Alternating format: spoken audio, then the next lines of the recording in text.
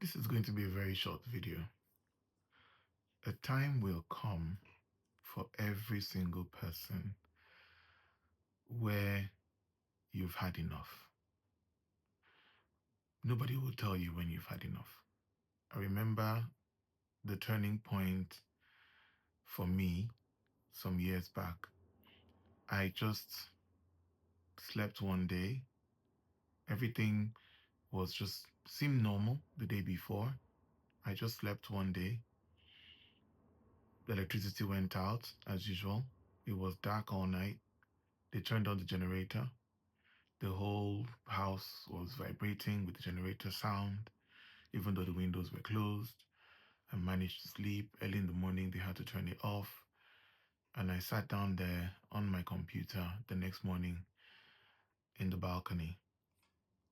And I just thought, I've had enough. I've had enough. And it wasn't, most people always think that the day that you've had enough, it's going to be some big incident that would happen, some ground shifting, ground breaking incident, you know, you know, something big. Even at the job, half the jobs that I've left, the day that I thought I would leave, the day I would like to leave is actually different from the day that I finally had enough. So the bad days are just bad days, right? Some days are so bad.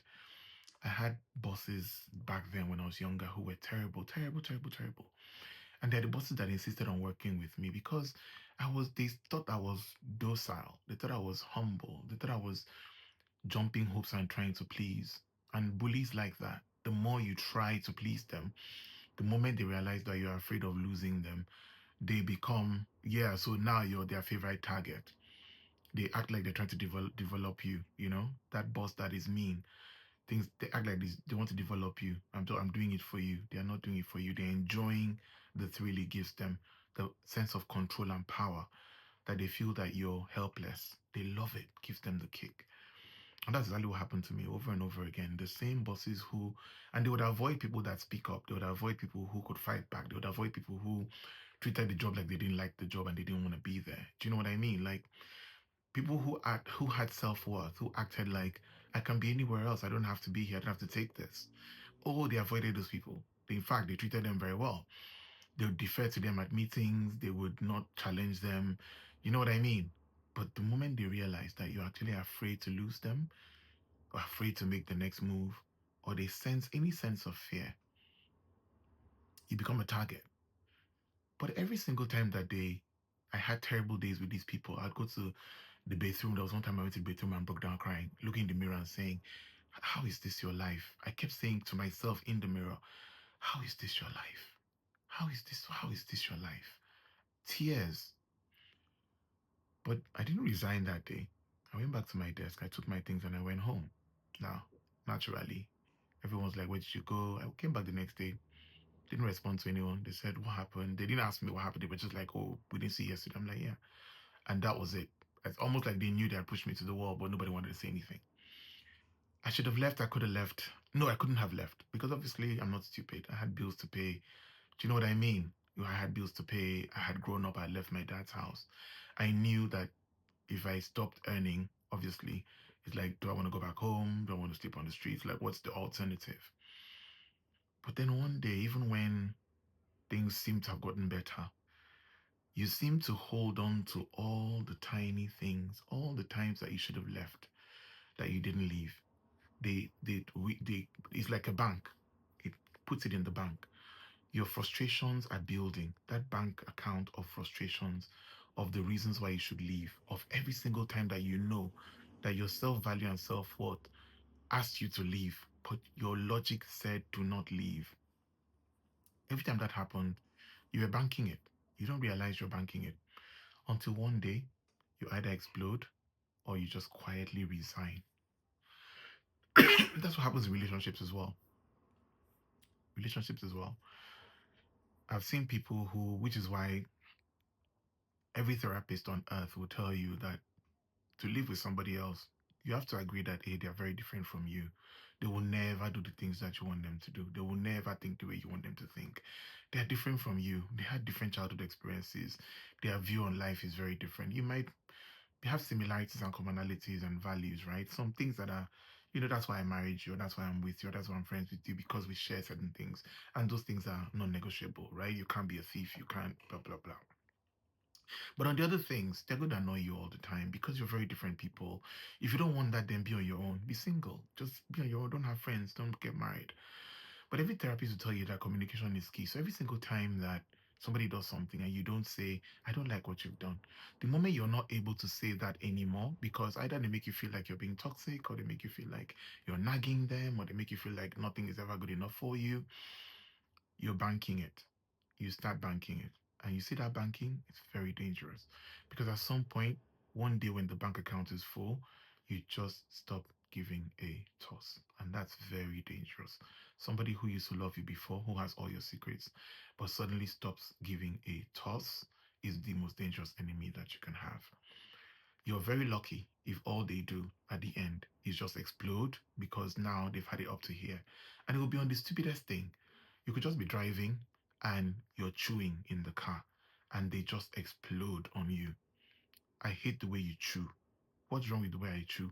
And every frustration they have held over the years, because they couldn't tell you in real time, you had either cut off communication, you were not communicating, you were not reciprocating the energy, you were not creating a safe space for them to tell you in real time all the times that they were holding the frustration.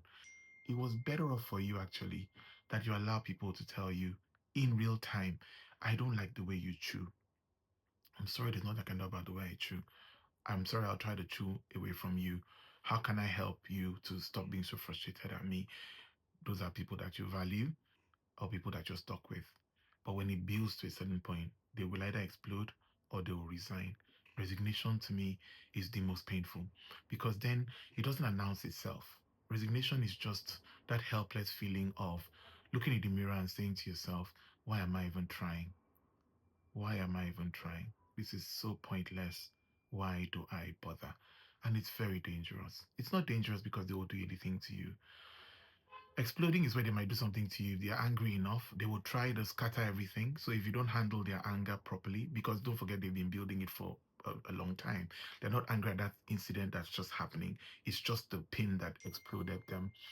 You're lucky if somebody that is that angry with you, if you let them walk away like that with that anger, then you've created an enemy for life and they'll wait for every opportunity to destroy you. Even the Bible says, before your enemy gets to court, make peace with him. It does say that. But you see resignation. Resignation is where you're luckiest. Resignation means the person actually really loved you, but they've just given up on trying anymore. It's gonna hurt, but that's the best. It doesn't come with closure. You just realize that the person has just stopped. Just stopped. They've just stopped. It's not worth my time. It's not worth my time. You know what I mean? They jump for attention. They don't care. You're happy, doesn't make a difference to them. You're sad, they will not move a needle. You're sick, maybe they'll try because of times past, because just their humanity. But you realize that you're no longer human to them. Your humanity is not like a stranger. You know what I mean? I do what I do for you because I do it for anyone else, but not because it's you, not because I feel anything about you, not because. Do you know what I mean? I won't jump any puddle, one puddle, I won't jump for you. So if you call them, and the problem is that you're now going from a position where you thought they loved you and they used to love you, they jump for you, they do all those things. It's very clear when they've given up on you. And it's very hurtful because then they don't even tell you why. And if you ask them why, they don't have a reason. Because, like I said, the bank account is just full. And instead of exploding, they just gave up. For people, many people, they have exploded before. It didn't work out. It became, it became a negative environment. Their heart was racing. They were unhappy. Their relationship was strained. You know what I mean? So they chose that path. It's not going to work. So this time I'm just going to leave. I'm just going to check out mentally and let it die. You're lucky if that's what happens. That's what happens to jobs for me, for jobs as well, for leaving the country and seeking greener pastures. You just get to a point where you either explode or you just resign. Just mentally, emotionally resign. But when that time comes, don't fight it. Don't fight it. The biggest mistake you're going to make, and you're not going to forget, give yourself, is that every single time when you finally resign, don't take action when you're angry, though. You know what I mean? At that moment where you really, really want to leave, because that's where you will feel best with yourself, when they've just insulted you in a meeting, where you feel so dehumanized and so disgraced, and that's the point where you want to stick it to them and be like, I don't talk to me like that. I have self-respect and I'm principled. Just on principle, I'm going to walk away from here. I don't even care what life holds. I'd rather suffer outside and stay in this kind of. It feels good, but life is not a movie. The bills are not a movie. Homelessness is not a movie. Real life will humble you very quickly. It will humble you very quickly. And when the time passes and you've calmed down, it looks like, well, maybe I could have handled it differently. Maybe I should go back and beg. And that's even more difficult for you to admit and go back. And sometimes the door has closed. So don't take decisions when you're angry. Actually, don't never do that. Let it pass. Give it a couple of days and decide if you still feel that you need to say something about it. Say something about it. And if you feel that you don't, then yes, just mentally resign. And when that time comes, you will calmly, clear headedly, strategically, knowing that you can face the worst case scenario. If you're cut off, if you're divorced, if you leave the job and you actually become broke and you can't find something else, you have thought through the worst case and you said to yourself, I can handle that worst case. I'm in a good place. I can handle it. I'm not doing this because I'm angry in the moment. I've actually passed. They've said sorry, but no, it left a stain, and I've resigned from it. I'm not going to give space for this anymore. I'm not going to give grace for this person anymore. I'm not going to tolerate this one more day. I've just signed out. Don't fight it. Action it, but do it strategically, calm headedly, and be ready to face the consequence. Right. Thank you for listening. I'm just going to go back to work.